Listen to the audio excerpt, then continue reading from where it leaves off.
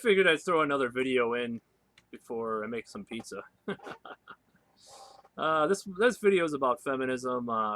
It's not a sequel to my last video, but I just found this really curious article just perusing the internet the last 10 minutes. So uh, it was really interesting because it's kind of a feminist figurehead that's being attacked. So it's Chrissie Hynde from the Pretenders, and not a huge fan of them, but they were all right. From some of that like post-punk thing that happened back in the day, I thought they were a cool band, and they kind of pioneers, along with some other bands back then. So I found, and also as far as if you want to consider quote unquote feminism, which you know whatever you want to define that as, they were kind of pioneers in that area too. With female lead singer, wrote a lot of good songs and stuff. So I guess there was an interview that she did with the Sunday Times. I believe it's a British publication. I don't know. Yeah, definitely. So singer Chrissie Hynde has come under fire for just suggesting it can be a woman's fault if she is raped.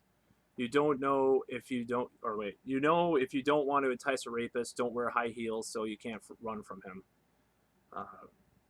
That kind of sounds a little weird. I'll admit that's a little kind of fucked up. So the Pretender singer, 63, said she takes full responsibility after she was sexually assaulted, age 21, in Ohio. If I'm walking around in my underwear and I'm drunk, who else's fault can it be? Hynde told Chrissy Murison. In a recently completed autobiography, Reckless, Hynde recounts how she was forced to perform sexual acts on members of a Ohio motorcycle gang. Holy shit!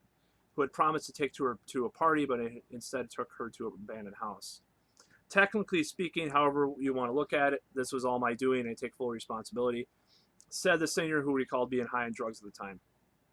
If I'm walking around and very modestly dressed and I'm keeping to myself and someone attacks me, then I'd say that's his fault.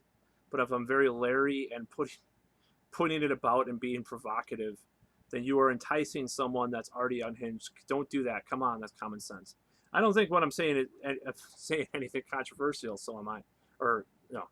I don't think I am saying anything controversial, am I? She concluded. Of course, she knows that she's fucking saying something provocative and controversial. I mean, anyone that's been, a reader or, partook in the debate in the last 25 years, whether it be, with Camille Paglia or some of these other people who said similar things, I might add, knows that is a very controversial thing. You'll be fucking taken to the, your character will be assassinated if you say anything, even recalling that.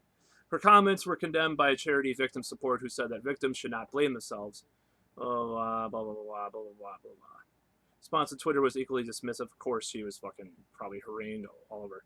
Chrissie Hynde has completely destroyed your feminist legacy in one ignorant, appalling statement, tweeted Andrew. Who the fuck is Andrew?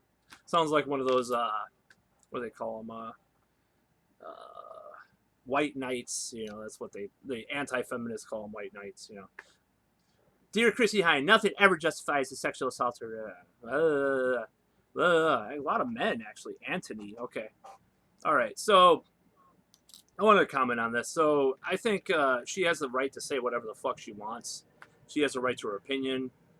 If people say that she's ruining your feminist legacy, then so be it. I mean, there's a very flawed legacy there. If they have to take one comment and contextualize the whole thing within a whole movement, if that is bringing her what she's done with music and everything else, if that one comment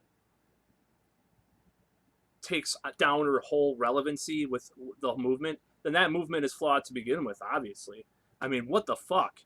So what I think about the whole issue is that I'm more of a moderate about it than saying that. So I don't know. I mean, rape and consent are pretty simple to me. It's like either a woman wants it or doesn't.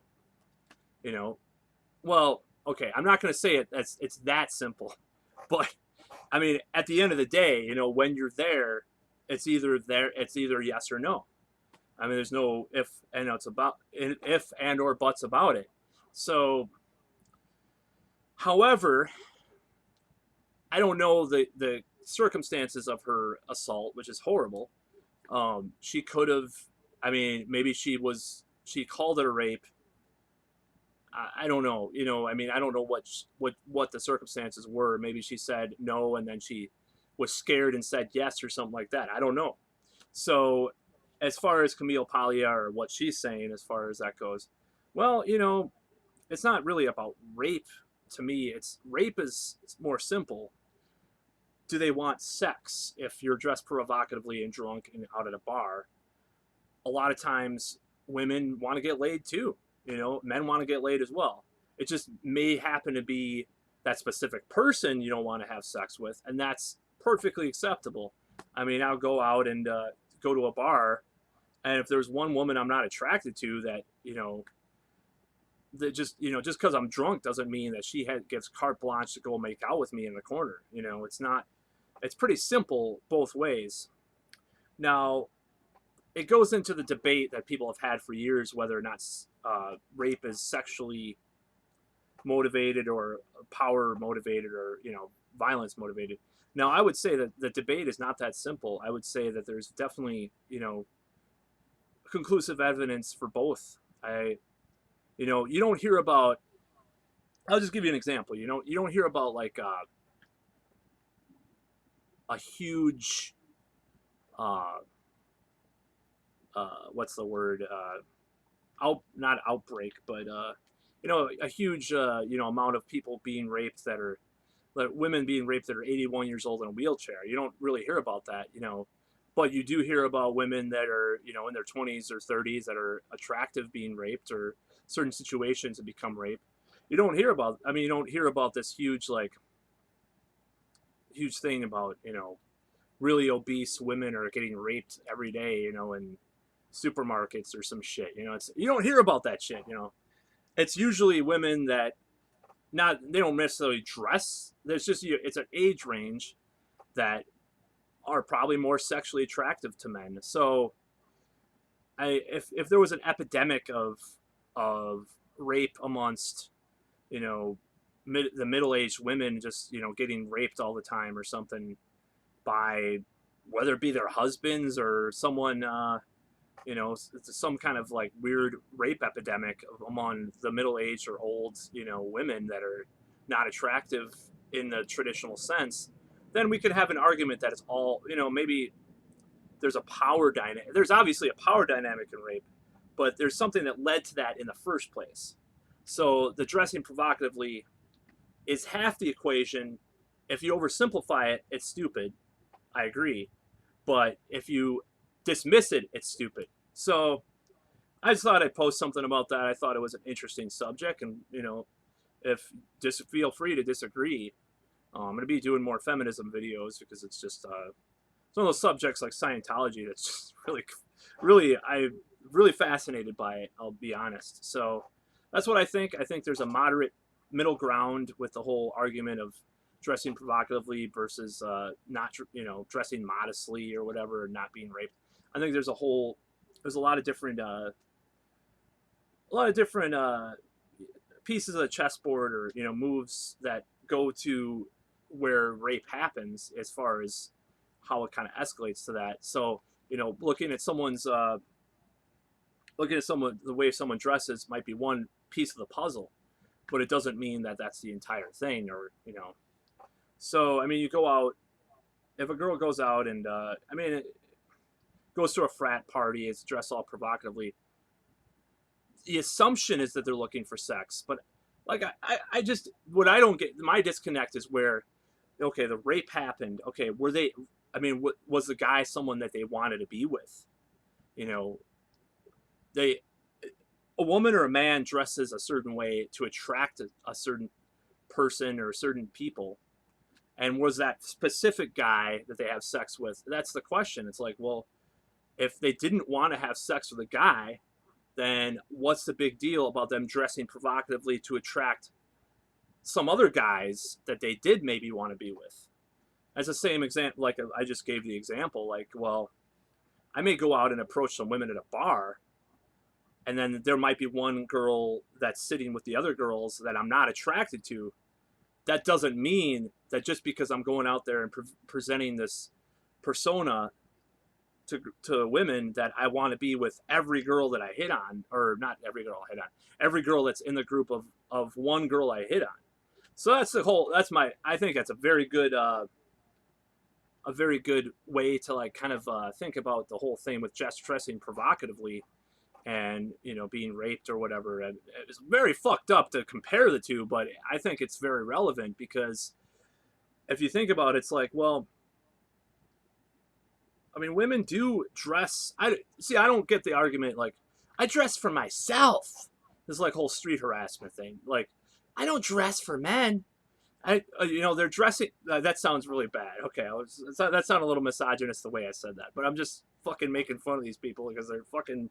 So some of the shit they say are so stupid. They deserve a little ad hominem, attack like that. But nobody dresses for themselves. They might dress for other women sometimes to compete, or dress subconsciously for something else, or to feel good about themselves because of what they're showing other people. Nobody dresses for themselves. I just think that's complete bullshit. But that doesn't give like some creepy guy, the right to say really sexually provocative stuff as their attempt at gaming the woman. Because I mean, that's not how it's supposed to work. There's a lot of that's just not how the mating dance usually works. Sometimes in some situations it is. I know some guys that are really direct, as far as approaching women and stuff, and it works. And I feel kind of weird about sometimes that it works, or sometimes when it doesn't work, it gets kind of weird. But it doesn't mean that they're evil people. But it's not my thing to be that direct.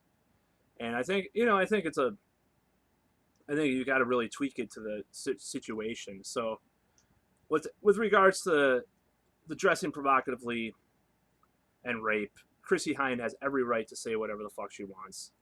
And I don't think she should blame herself. I think she should, if she wants to blame herself partially for whatever, that's fine. But these feminists attacking her and discrediting her as far as rape, as far as just her credentials of the feminist movement, I didn't know like it was this exclusive club of people, this religion of people that you have to like follow every guideline to the T, to the letter, or else you get kicked out. So that's kind of what this is about. I happen to disagree with her in some respects about what she said about the whole dressing provocatively. I think it's not that simple. I like Camille Paglia's work, some of her writings I really like. I like the way she writes. But I disagree with her too on a lot of stuff. So that's all for this video. I thought I'd do a quick one for this subject. I found right away. I'm trying to get right on some of this stuff because I think it's really interesting and I think it'll make good video fodder. So